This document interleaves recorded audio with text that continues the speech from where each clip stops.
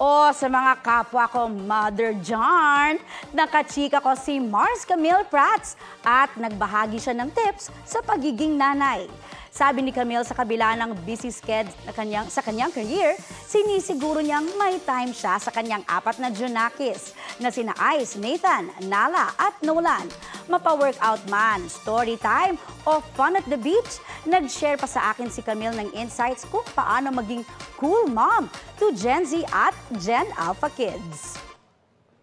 I'm open to anything. I am the kind of mom who would listen to whatever they say. I'm not one-sided.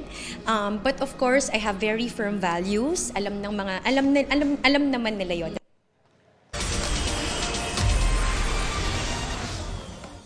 Pangmalakasang Star Bites ulit mga beshi! Pinakilig ni na Asia's Limitless star Julian San Jose at kapuso Total Heartthrob Braver Cruz ang mga kapuso abroad sa Toronto, Canada.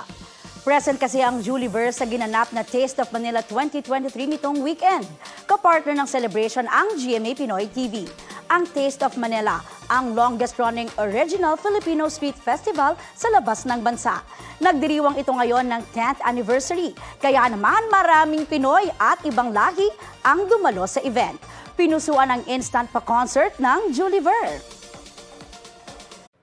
Mga kapuso, para sa mga maiinit na balita, mag-subscribe sa GMA Integrated News sa YouTube. Sa mga kapuso abroad, subaybayan niyo po kami sa GMA Pinoy TV at sa www.gmanews.tv.